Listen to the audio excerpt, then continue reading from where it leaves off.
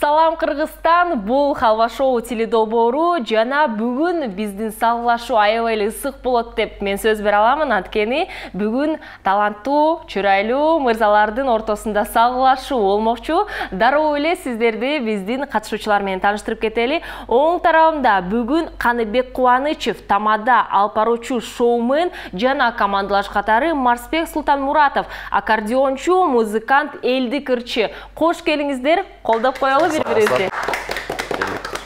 Марсбек мырза, сизге биринчи суроо узаткым келип жатат. Айтыңызчы, өмүрүңүздү музыка менен арнаганыңызга эмне түрткү болду? Жана менин билишим боюнча сиз аккордеондо гана ойнобойсуз, дагы башка аспаптарда да ойнойсуз. Көп эле инструмент ойнойбуз, гитарада, комузда, пианинода. Мен бул илгери эле атам дагы, чоң атам дагы ырчылардан болгон, элдик таланттардан болгон. Кол ойнотуп, комуз ойнотуп.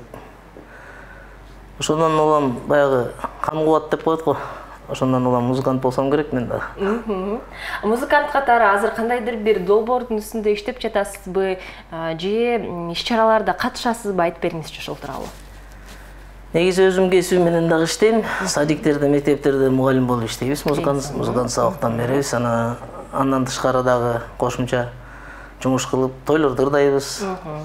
Элдик талантпыз, кыскасы айтканда. Айтыңызчы, мугалим болуп көп акча тапса болобу же тойдон эле көп акча таба аласыңбы? Менимче тойдон го. Тойдон, Жакшы, жоңузга рахмат. Жана командалаш Каныбек мырза, сизге суроо узаткым келип жатат. Азыркы учурда Кыргызстанда тамадалар, алып баруучулар аябай көп. Жана ушул кесипкөй тамаданын тойдогу сиздин өзүңүздүн өзгөчөлүгүңүз барбы? Жана фишкаларыңыз бар болсо, сыр болбосо айтып бериңизчи.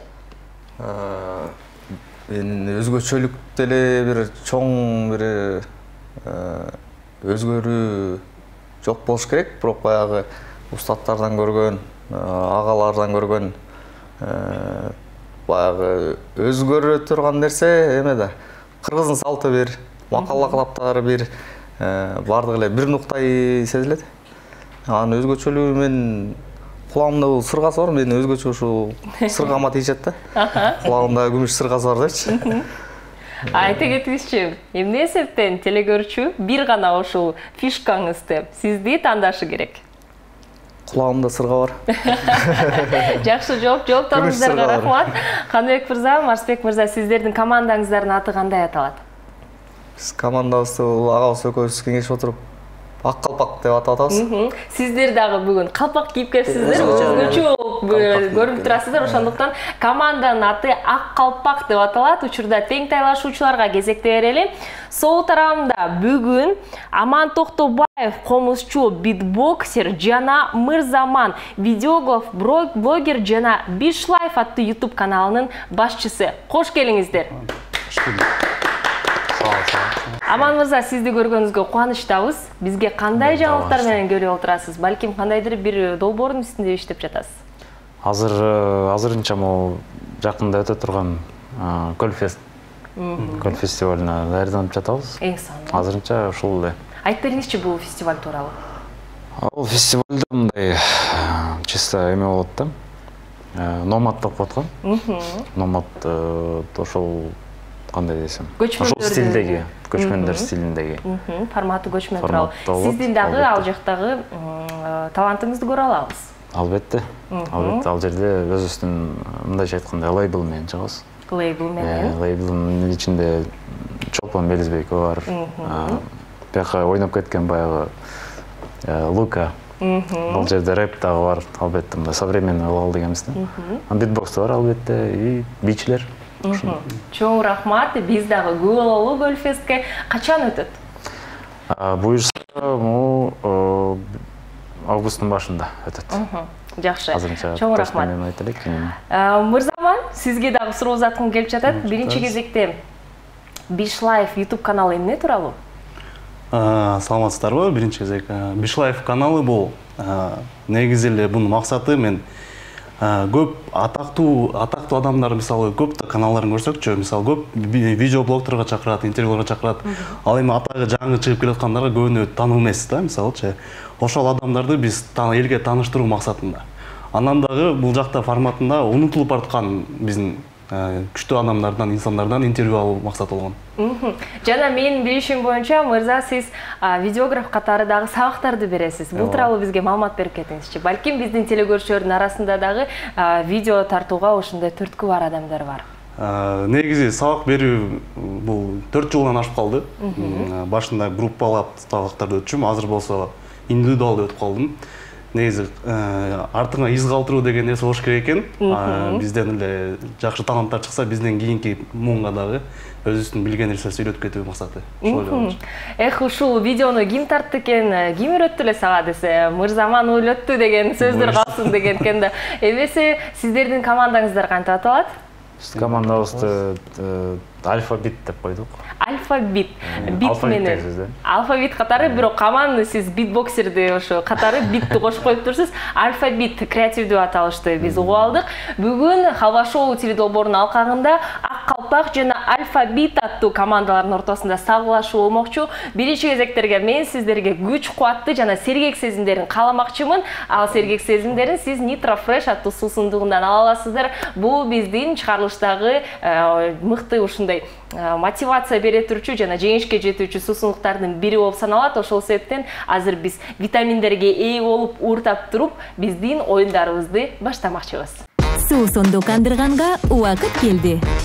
Nitro Fresh'тин жемишке каныккан даамы шыктандыруу жана жаңы сезимдерди тартуулоо үчүн жаратылган.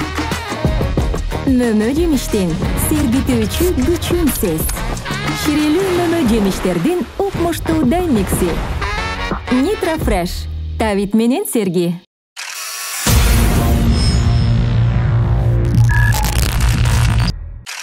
Биринчи оюнубуз суроо жооп деп аталат. Бул оюндун эрежеси төмөнкүдөй. Ар бир командадан бир гана катышуучу бизде катышмакчы жана оюндон келбеген ар кандай суроолорду узатабыз. 60 секунданын ичинде максималдуу түрдө катышуучулар жооп берүү керек. Ким көбүрөөк жооп берсе, дал ушул команда бир халва балга ээ болмокчу. Эң негизгиси жооптор тез болушу керек жана эч кайталанбашы керек. Бул оюнду ким биринчи баштап берет? Альфа-бит же болбосо Ак калпак командасыбы?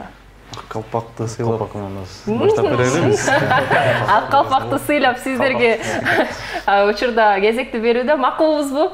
Биринчи баштап беребизби? Кимиңиздер жооп берет? Канек баштай бер. Канек мырза, сиз жооп бересиз. Барсбек мырза, сиз болсо жардам берсеңиз болот сөзсүз түрдө.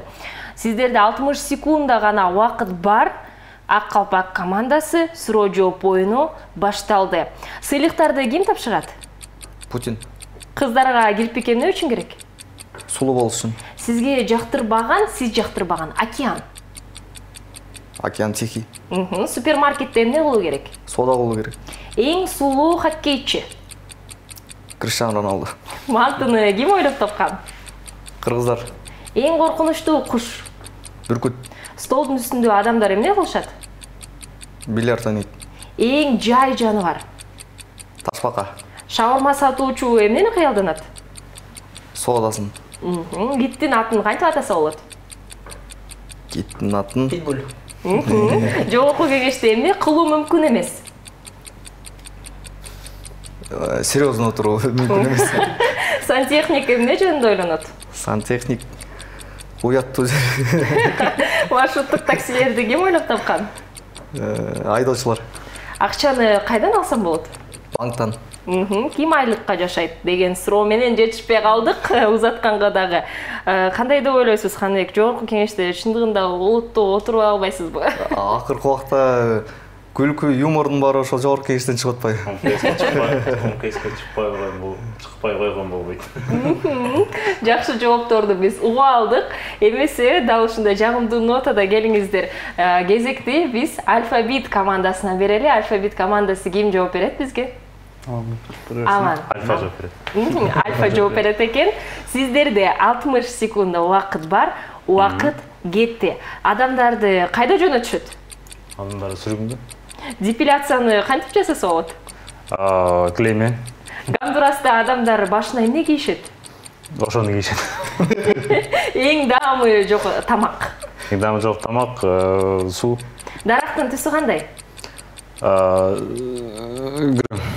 Микротолкундуу мешти ким ойлоп тапкан? Дагы жок. Микроволновканы мешти ким ошо ким ойлоп тапкан? Жолкон адамдар.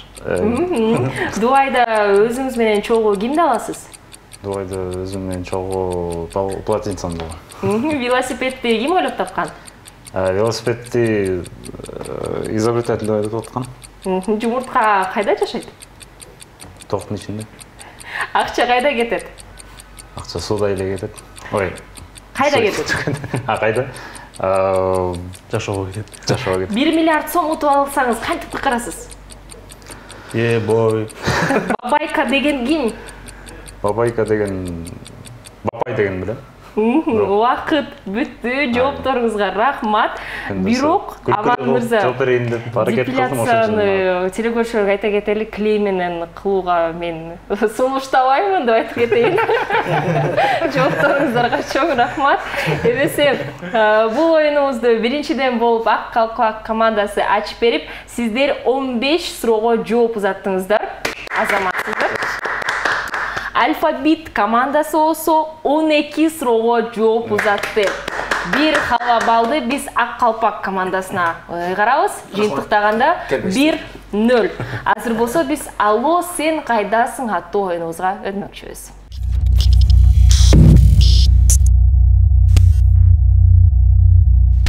Алло, сен кайдасың оюну. Бул оюнда команданын бири экинчисинен Алло, сен кайдасың деген суроону узатат. Экинчиси болсо биздин экранда пайда болгон локацияларды атабастан түшүндүрүп берүү керек. Ар бир командага 1,5 мүнөт убакыт берилет. Биринчиден болуп бул оюнду Алфабит командасы ачып бермекчи. Даярбызбы? Даярбыз. Убакыт кетти. Алло, сен кайдасың? Сен барып өзүң красавчик болуп атасың ал жергечи. Салом, красавчик. Дагы башкачасы айтылганда. Барекмагыз. Азаматсыз. Кийинки сөз. Алло, сен кайдасың? Мында модельдер чыгып басышат да өздөрү. Алло, сен кайдасың? Кийинкиси, так. Бул деген бизде Панфилов паркта бар, аябай чоң мында айлана турган. Чертовый колесо. Ошо башкача аталышы деп коет. Айлана. Кичиреги да барго. Кичиреги? Ошого да бар. Горка. Жок. Айлана аталды эле. Батыраак. Отуруп айланышат го. Карусель. Азаматсыз. Алло, сен кайдасың? Машина бузулуп калды, биринчи жолу чыкпай карасың. Стоп. Алло, сен кайдасың? Кийинки Алло, сен кайдасың? суунун астына сүзүп баратасың. Ал үстүңө кийинип алып, жандай дем ала турган эле. Аквалангисты? Жок, дагы башкача аталышы деп коет. Океандарга кирип. Водолаз? Ошонун общий названиясы. Моряк. Кийинки сөзгө болот. Сен алтындарыңды, телефондоруңду барып завод еттиң, акча алдың. Ломбард. Алло, сен кайдасың? Кийинкиси, бул жака ар кандай костюмдар кийип выступать этишет, жаш балдар күлдүрүү үчүн. Клоун дагы выступать этет. Цирк. Алло, сен кайдасың? Бул жакта көп эркектер болуп кетет, короче. Страна, мамлекет. Таиланд. Туура. Бул жакта болсо көптөгөн эгиндер эгилет, тракторлор жүрөт. Тала. Убакыт бүттү. Азаматсыздар, жакшы түшүндүрмө болуп кетти. Кол чабуулар. Түшүндүрмө аябай жактуу деп айта аламын. Байкасаңыздар, биринчи эле түшүндүрүп баштаганда мырза айтып кетти, эркектер барып, ал жака барсаң красавчик болуп кетесиң деген нерсе аябай жакты. Албетте бул чач тараш сөзү болчу. Жана Таиландтын да түшүндүрмөсү мен ойлоп жатам, телекөрүүчүлөргө да жактуу болуш керек деп. Келиңиздер, кезекте болсо биз учурда Ак Калпак командасына берели.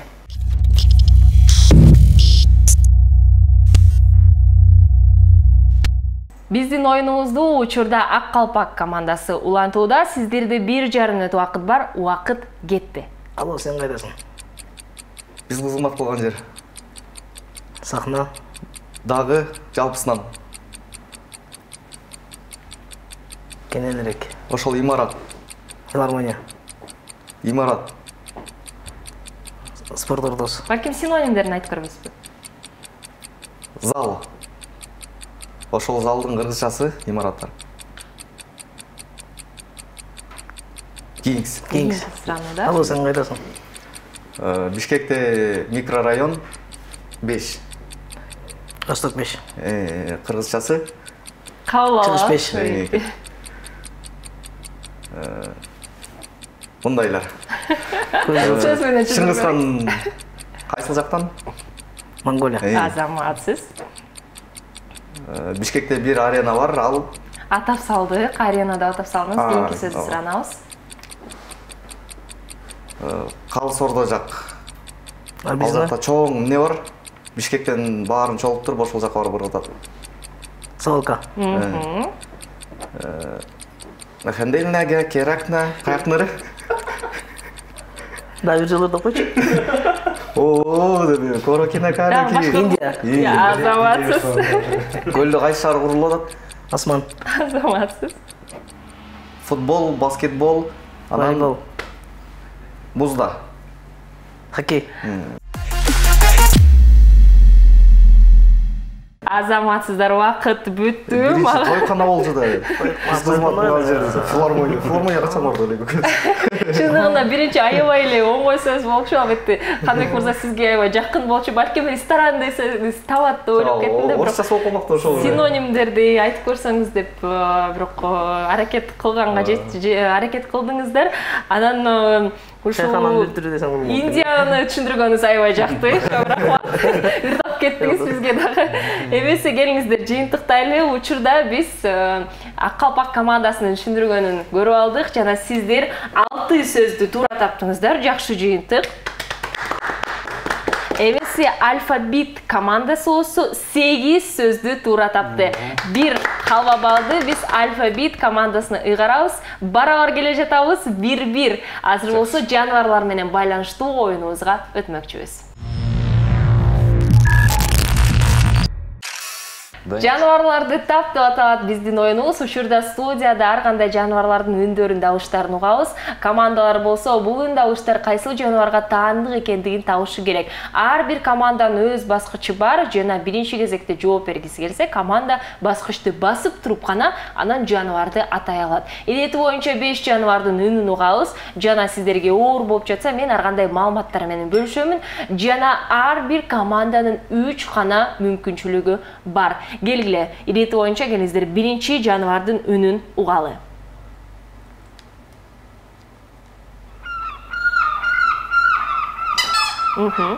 Чайка. Албетте бул чайка, ак чардак. Жакшы билебиз, ак чардакты көрүп коелу. Ак калпак командасы батырактан басканга аракет кылыңыздар. Келиңиздер кезекти экинчи жаныбарга берели. Биринчиден болуп. Эчки, албетте, эчки. Азаматсыздар, 2 жаныбарды табып койдук. Эчкини көрүп алабыз сыналгыдан. Эмесе кезекти 3-чү жаныбарга берели.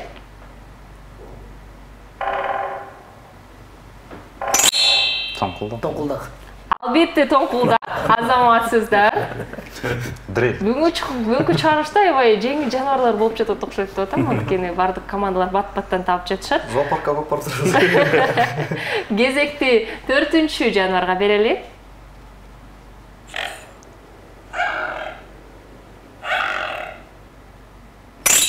Чочко, каман. Жок, чочко эмес. Бул куш. Үкү. Үкү эмес. Бул куш каз сымалдар түркүмүнүн өрдөктөр тукумундагы уру. Өңү көп учурларда ак. Акку? Албетте акку, ак түстүү акку. Аны биз байкай алабыз. Жана сүйүүнүн символу деп бекеринен айтышпайт аккуну. Келиңиздер, кезекти 5-чи акыркы жаныбарга берели.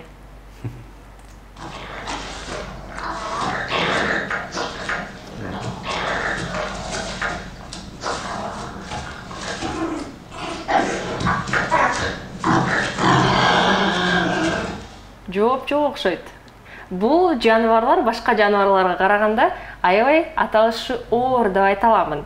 Жардам берейин. Бул жырткыч жаныбар. Алардын жүндөрү ушундай сейрек кездешүүчү аңчылардын олжосу болуп саналат. Ошондуктан абдан баалуу. Гула тукумунун жападан жалгыз өкүлү латын тилинен которгондо соргук жаныбар деп коет да, орусча айтканда обжора деп атап коюшат. Жака, баш кийим жана башка кийимдерден алардын терисинен тигилет. Жана мырзалар жакшы билет окшойт да. Башкача түрдө мен сиздерге жардам берейин. Адамдан тышкары жөндөмдүүлүккө ээ мутантты ушул каарман катары тасма тартышкан да. дүйнө жүзүндө ошо Америка тарабынан деп айта аламын, атайын тасма тартышкан. Бул мутант, анын атындагы ошол жаныбарга байланыштуу атап коюшкан. Анын скелети адамдын скелетинен колдорунда ушундай устарадай 5 канжарга окшош бычактар чыгып турат. Дал ушул мутантты Росомаха. Албетте Росомаха ошого байланыштуу дагы дал ушул жаныбарды атап коюшкан азаматсыз. Аман жетишип алдыңыз. Росомаха деген Росомаха деген жаныбар. Дал ушул жаныбардын аты Росомаха, кыргыз тилине которулбайт. Эмесе жаныбарларды тап оюнубузду аябай бат бүтүрүп койдук деп айта аламын. Бир жаныбарды Ак Калпак командасы тапканга жетишти. 4 жаныбарды болсо Алфабит командасы тапты. Бир халва балды биз Алфабит командасына ыйгарабыз. Жыйынтыктаганда 2-1. Азыр болсо биз калппы чымбы оюнубузга өтмөкчүбүз.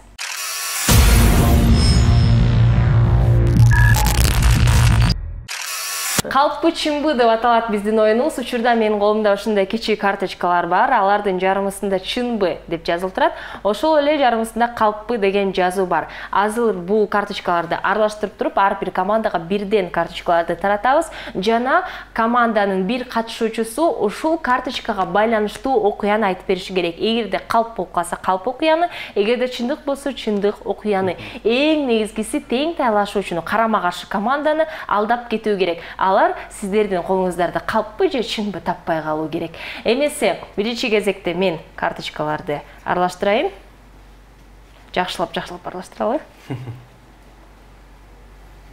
Аха, Калпак командасы тандайбыз. Арысбек мырза. Алфабит командасы карточкаларды алышты, карточкаларды көрүштү. Эмесе бир нече убакыт берели, биздин катышуучулар ойлонуп, анан чогуу бир аз убакыттан кийин окуяларды укмакчыбыз.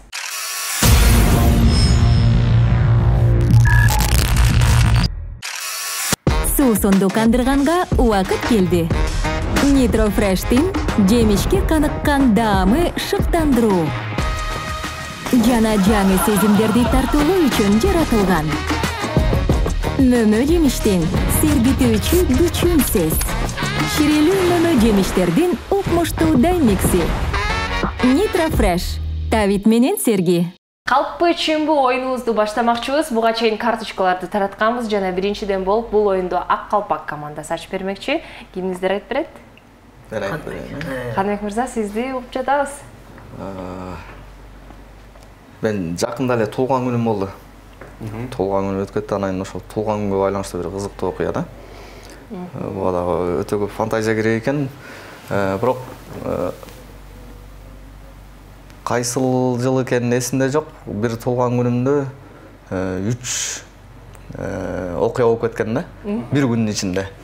Анда мен Таласта болчумун, анда Таласта жумуштар менен барып, анан кийин шаарга жолго чыгалы деп атканда жанымдагы балдар болуп, Таластан Кировкадан болуш керек эле. Вокзалга келип түшсөк эле милициялар кармады. Себепсиз эле. Анан биз дагы анда жаш болчубуз. Милицияга барып, отделенияга кирдик, аякта 1-2 саат отурдук. Анан аяктан чыгып алып шаарга келдик. Шаарга келгенде дос балдарым тосуп алды. Толган күн өткөрмөй болдук. Анан кийин бильярдка бардык. Бильярдка барып, өзүбүздүн чөнтөккө карабай эле заказ кылып отурбуз. Кенен отурдук. Отурганда аягында счет чапканга акча жетпей калды. Акча жетпей калды, анан жанымда ошо балдар акча издеген кетишти, мен залогко калгам да туулган күнүмдө. Анан ичиндеги кызматкерлер айтып коет, качан келет, качан счетту жабасыңар деп. Мен болсо уктап калыптырмын ичинде көтөрүп. Анан түнкү бир 3-4-төрдө келишкен. Түнкү 3-4-төрдө келип, счетту жабып, анан мени залогдон чыгарып кеткен да. Анан ошол туулган күнүмдү так унутпайм. Ушул окуя чынбы же калппы? Кандай деп ойлойсуздар? Алфабит командасы. Именно сиздер менен болгон. Аябай ойлондурган окуя экен чындыгында. Туулган күн болгону, анда бильярд эмелер возможно эле.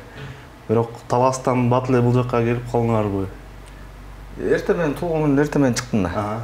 Бирок милицияда себепсиз кармалды. Ооба. Паспортумду көрсөтүп анан чыккам да. Бизде себепсиз милиция. кармабайт негизи. Ал жакта еще эме жанагы шаардыгындай наворочный машина эмес, эски машиналар да, жана УАЗиктер болчу. Кызыктуу окуя. Альфа-Беш командасы кандай деп ойлойсуздар? Калптуу ойлоп атам да. Фантазия дегенденчи баягы. Мырза, сиз кандай деп ойлоп атасыз? Кошулам. Кошуласыздар. Калптай, потому что көп кызматкерлер бизде себепсиз кармабайт деген да. Себеби бар деле кармашпайт, анан себеби жок кантип кармашы мүмкүн. Кайсы жоопту кабыл алайын? Себепти деметкенге, выдумать эткенге убакыт болгон. Калп деп ойлойбуз. Калп деген жоопту кабыл алдык. Карточканы көргөнсүз. Көрсөтүп кой элем, а? Негизи бул чын Окуя экен. Ол окуя бир жолу кайсы бир радиого ушул туулган күнүндө кызыктуу окуя айтып берип калды да. Анан ушул окуяны айтып берсе мага приз берген да. Бул негизи болгон окуя, бул Сан-Сити билярд барго. Ошол жакта туулган күндө түнкү 3-4кө чейин залогдо калгам да. Өзүңөр калып кеттиң. Ой, өзүм калгам. Анан балдар келип туруп, баягы акча жетпей калганда атпаймынбы?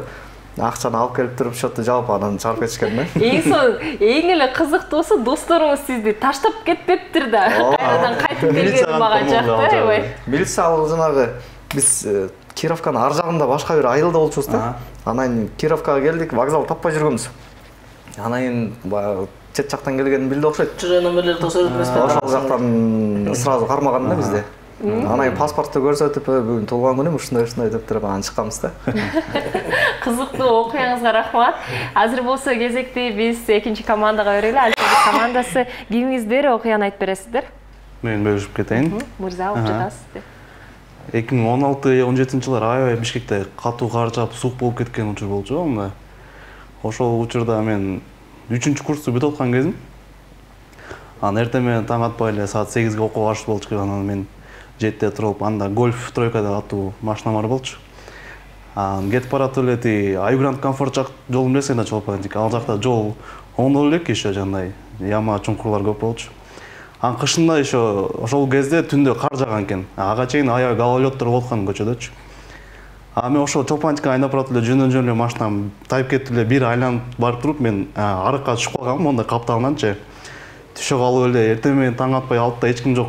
Машина жок, машинадан түшүп турам. Анан эч ким токтобойт, жардам бергилечи десем, анан бир ошондо жана Lexus үлгүсүндөгү машина келип, чоң жол тандабасы келип туруп эле, ичинен 4 сакалдуу кишилер чыгып, чоң здоровыйлар чыгып туруп эле. Түшүп калгым келип, жардам берели деп туруп эле, машинаны 4-өөлөп көтөрүп туруп, жолго алып чыгып койгондо кайра латоктончу ошо арыктанчы. Ошол иштер болгонбу, же болгон эмеспи?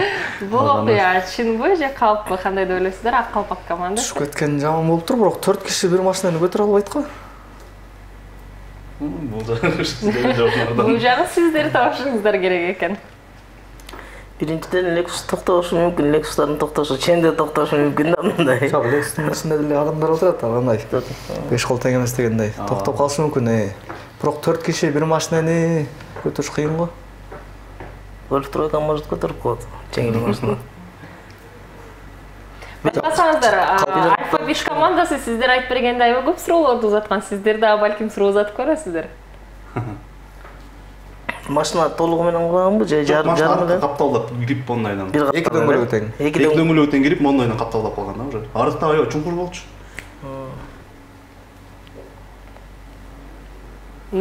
Ойлонуп калдык. Ак калпак командасы чечип алыңыздар. 4 кишинин салмактары канча эле?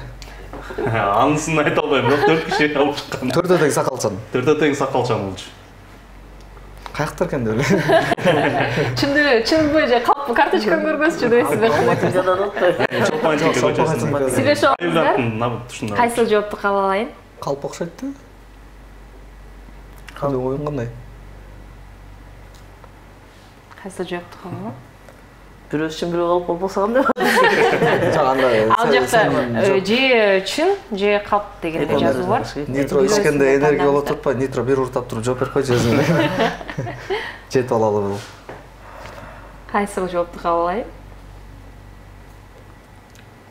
Каныбек мырза, нитрону ичет окшойсуз экенсиз азыр. Сиз витаминдерге комплексине ээ биздин суусундуктарыбыз. 2017 жылдары дегенде, 2016-17 жылдар болчу, ошо аябай катуу суу түшкөн. Бир -25 чейин түшүп кеткен андачы. Машиналар жүрбөй күндө эртең менен ошондой учурларга чейин туура келген да. Кайсы жоопту каалайм? Сакалчандар болсо токтошу деле мүмкүн, жардам бериши мүмкүн, молдогерлер болсо.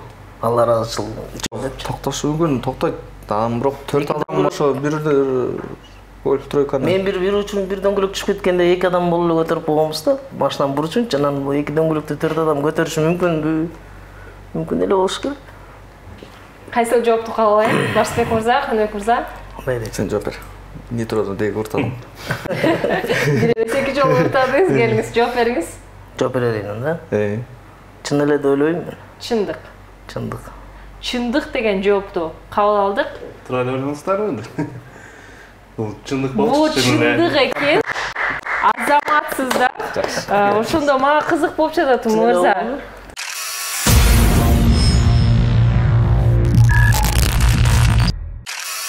Чын эле болгон болчу. Көтөрүп коюш. Анда карды арттын жети сугроп болчу да. 4-тө түштү. Аябай мындай накачанный мужиктер экен негизичи. Чында мен көрүп коркуп кеткем түрлөрүнчү. Алар келип эле түшүп калдым иним деп эле келип чыгарып койду эле. Машинанын 4-тө ылы жагынан түшүп туруп эле кардын сугробу менен түртүп отуп эле тиги арттан 2-3 түрткүн менен чыгарып башкан да.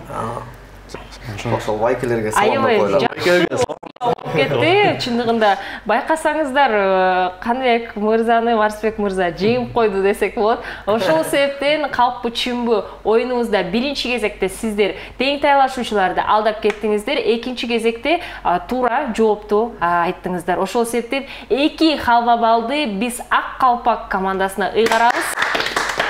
Жалпы жыйынтыктаганда 3-2 Ак Калпак командасы алдыда келе жатат. Азыр болсо биз Алло доски аттуу оюнубузга өтмөкчүбүз.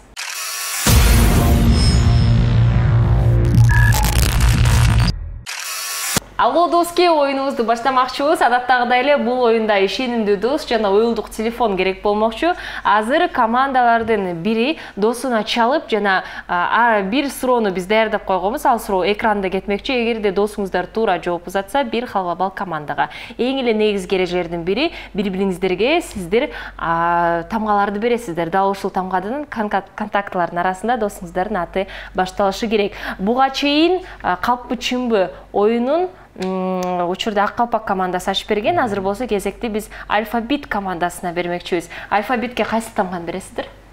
Кайсы тамганы берели? Т. Тамгасы берилди. Телефонду дароо эле Аман мырза алды. Аман, көп элеби Т тамгадан досторумуз? Т тамгадан негизи көп. Чалып баштай бериңиз. Кимге чаласыз? Темирлан деген досум бар. Темирлан деген досуңуз бар. Азыр негизи Темирландар көп. Тималар. Тимага чалабыз. Динамик түйгүзүп микрофонго жакыныраак кылыңыз. Бат-баттан эслешип турасыздарбы? Бат-баттан эслешип турабыз негизи. Алло. Алды. Доске кандайсың? Мен жакшы, мен Халва шоу программасында отургам азырчы. Анан ошол жерде бир суроо бар да, ошону азыр айтам. Сен жооп бересиң. Кыргызстан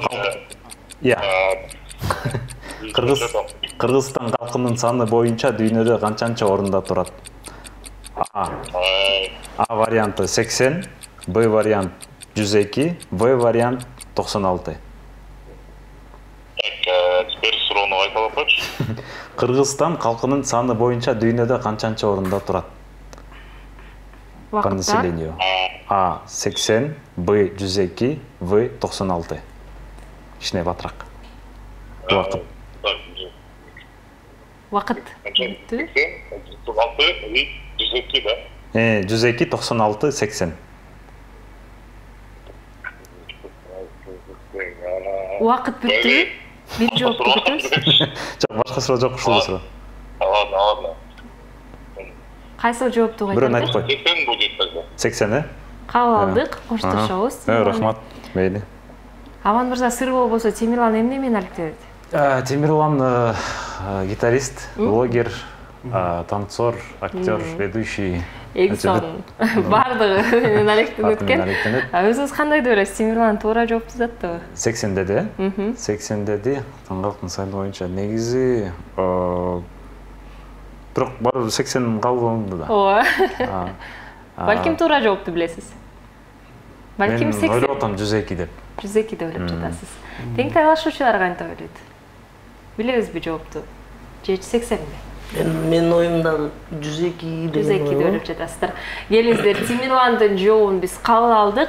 Жана жооп 2023 жылдын 1-январына карата Кыргызстанда 7 миллион 37 миң адам бар. Кыргызстандын калкынын саны боюнча өлкөлөрдүн тизмесинде 96 орунда турат. Тилекке каршы аябай жакын келдик, бирок таба алган жокпуз. Кезекти болсо биз тең тайлашуучуларга берели. Ак калпак командасы сиздерге кайсыл тамга беребиз? Алфавит. Кайсын беребиз? О дегендер бар го негизи. О деп берели. Оор тамганы десек, О, Ö бирдей саналат. Телефондорду алып издесеңиздер болот. Бар ким бар? Оодон бердиңер, э? О кете берет. О, кете берет. Өмүрбек, Омар, Омка. Өлі әрі деле болар. Оодон Өлгі. отец чыгып калды, отецке бир чалып коюн да, өкүл атама чалып. Отецке, отец деп сакталган. Бизге көргөз коңузчу камерага дагы.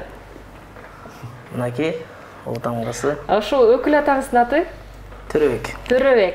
Чалабыз. Аябай жакын байланышта болобуз биз дайымага. Кошунада турабыз. Кошуна жакшы.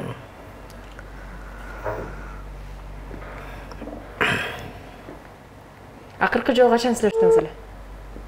Эртең менен бир Эртең менен бүгүн эле. Жакшы. Сиздер күн сайын эле көрүшөт окшойсуздар анда. Кошунабыз. Жакшы отношения. Ассаламу алейкум. Алейкум ассалам. Суроо кетти. Өкүлада кандай иштер, соктор жакшыбы, иштер жакшыбы? Жакшы, рахмат, Кудайга шүгүр. Жакшы. Биз Калба шоу телеберүүсүндө отурат элек. Анан бир оюн келип калды, досуңа чал деген. Кандай? Оюн келип калды, досуна чал деген оюн келип калды. Анан ошол оюнда о таңбасынан болуп мен отец болуп сизге туш келип калдык. Сизге чалууга. Сизди Болсун. анан бир суроо берейин, ошого жооп берип койсоңуз. 3 варианты бар. Ошону Убакыт кетип жатат. Жарайт. Суроо аянты боюнча Кыргызстан дүйнөнүн башка өлкөлөрүнүн ичинен канчанчы орунда турат? А варианты 85, Б варианты 73, В варианты 93. Аянты боюнча башка өлкөлөрдөн Кыргызстан кайсы орунда турат, э? Канчанчы орунда турат? Бул жеңил эле суроо, негизи Кыргызстан жерибиз аябай кичинекей. Бирок ушу 3 вариант бири-бирине жакын экен, ортончусун тандасам кандай болот? Макул боло берет. 73. 73. 70 канча болду? 73, 85, 73, 93 болчу да. А, Б, В. Даже 85 го дейм, аны бере береличи. Анда. Кабыл алабыз, коштошобуз. Макул, рахмат, чоң рахмат. Рахмат. Жакшы туруңуз. Төрөбек мырза да айтып кеттиңиз, э? Сиз кандай деп ойлойсуз? Жооп туурабы же башка 73 деп биринчи атып кетти, андан кийин 85ке токтолдук. Мен деле 85ке токтолгом го. Жоопту кабыл алабыз. Учурда аянты боюнча Кыргызстан дүйнөнүн башка өлкөлөрүнүн ичинен канчанчы орунда турат деген суроо узатылды. Жооп аянты боюнча биздин өлкө дүйнөдө 85 орунда турат. Төрөбек мырзага ыраазычылык. Жалпысынан алганда 199.951 километр чарчы метр менен ошол километр менен алганда 85 орунда турабыз. Жана бир халва балл Алодоски оюнунда Ак калпак командасына. Жалпы жыйынтыктаганда 4-2 эмесе алдыда дагы биздин бир нече оюндарыбыз бар. Азыр болсо биз Крокодил аттуу оюнга өтмөкчүбүз.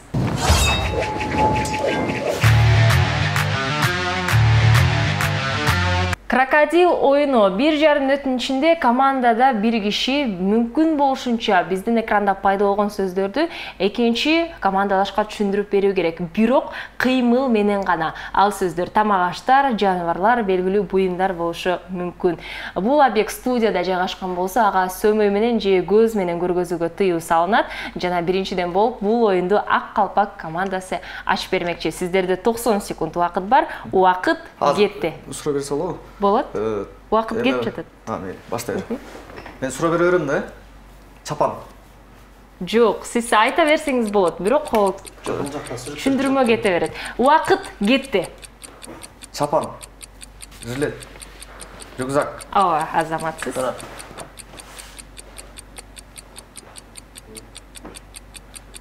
Ноутбук. Клавиша.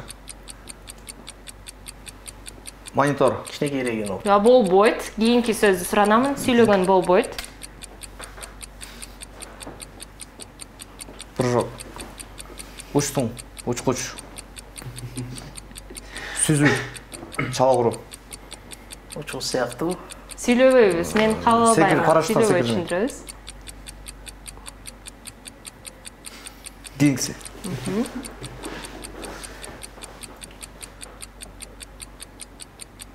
Шлем. Ме. Баш. Баш. Кенгуру. Ат чабыш.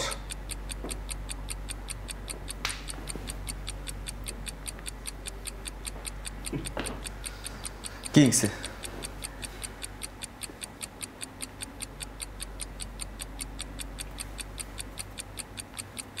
Атыр.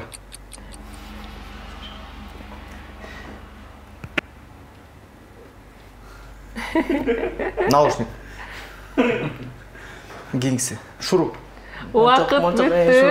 Аябай жакшы түшүндүрмө болду эле. Жанагысы кыздар кийет деп, тагынат деп ушул мончокту көргөзүп берди, бирок тилекке каршы тапканга жетишкен жокпуз. Супермен болчу деп учкан. Бул эмне эле? Планшет сөзү болчу. Аябай жакын келдиңиз эле. Мен кичинекей элебедим ошону. Келиңиздер, кезекти учурда Алфабит командасына берели.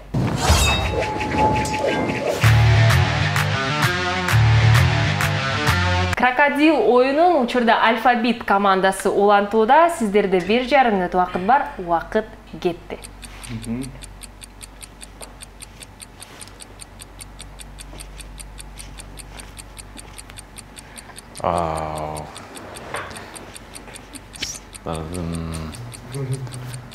Хаман ойлонобуз. Рюкзак.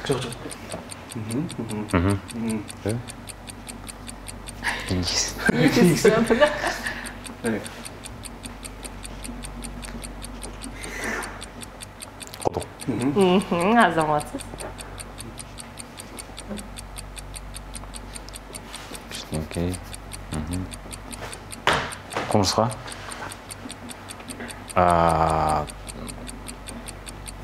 Кийинки. Кийинкиси сурано, да? Кылыч. Чехол. Самурай. Рыцарь. Азаматсыз. Телефон. Чехол. Азаматсыз. Пальма.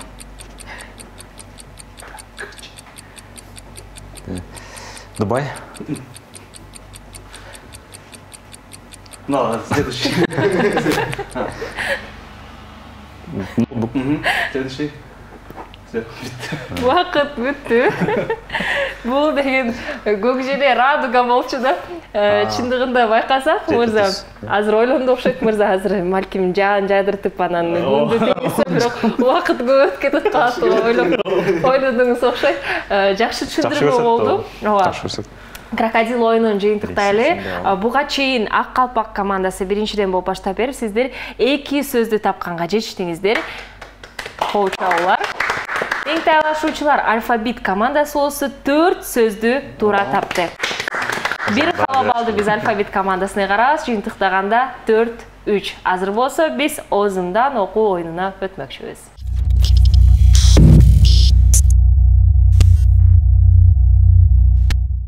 Суусунду кандырганга убакыт келди.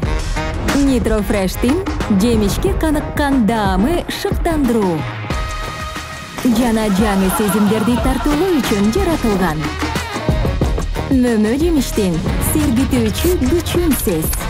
Ширелүү мөмө жемиштердин укмуштуу даймикси. Nitro Fresh. Тавит менен серги.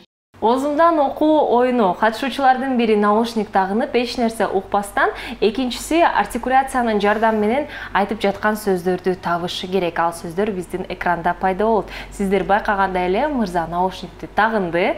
Бул болсо алфавит командасы биринчи баштаганын белгиси. Сиздерде 1 жарым мүнөт убакыт бар. Музыканы чоңойтобуз.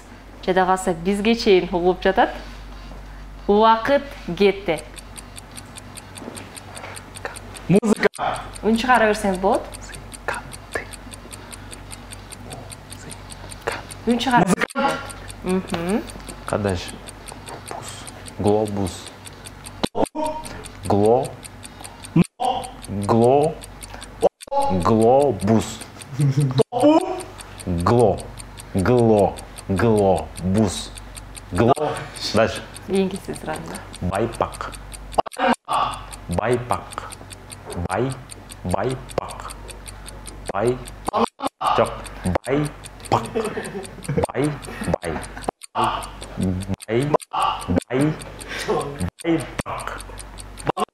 Эңгиси. Эңгиси сразу, да? Ток. Ток.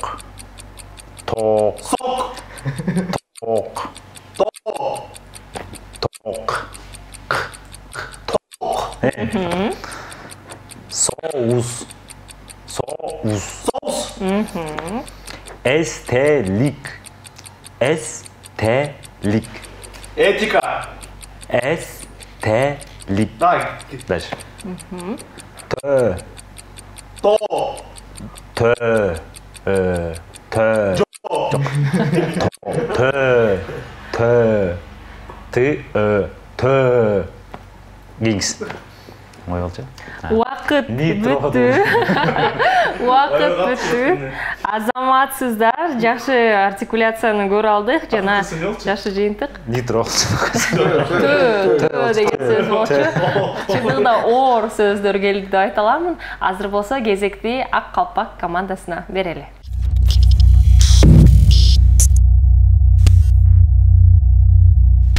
Озумдан окуу оюнун учурда Ак Калпак командасы улантууда. Музыканы коюп үнүн көтөрөлүп, сиздерде 90 секунд убакыт бар. Убакыт кетти.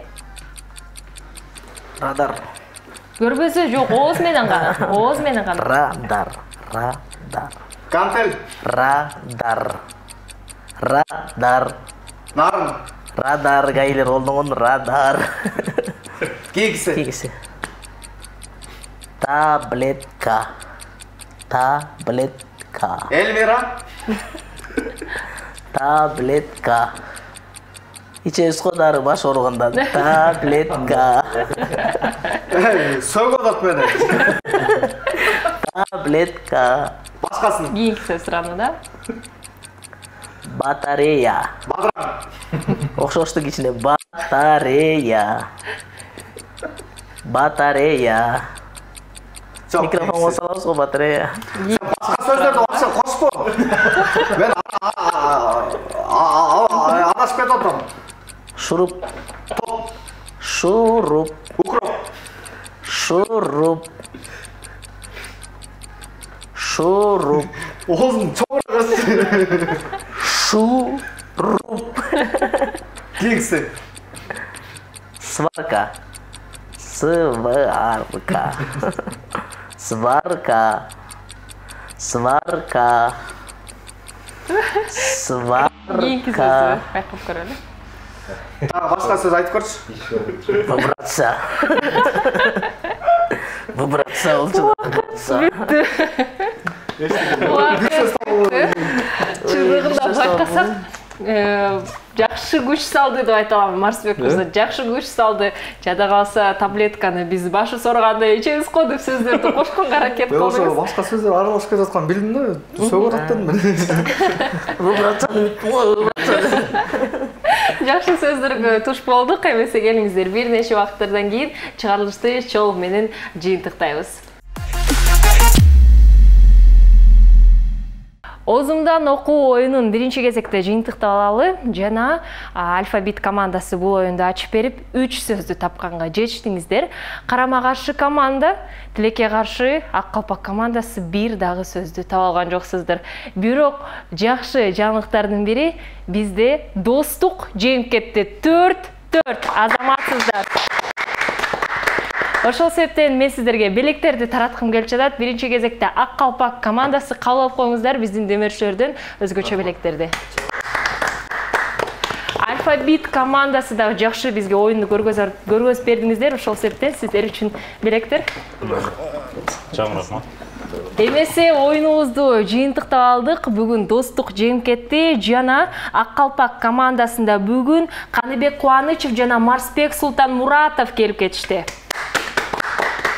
Алфавит командасында болсо Аман Токтобаев жана Мырзаман. Ар бирөөңүздөргө чыгармачылык ийгилик кааламакчымын. Бардык ой тилектериңиздер орундалсын. Урматтуу телекөрүүчүлөр, сиздердин дагы көңүлүңүздөрдү бурганыңыздарга чоң рахмат. Сиздер менен мен Сезим Имамадыева болдум. Кайрадан көрүшкөнчө.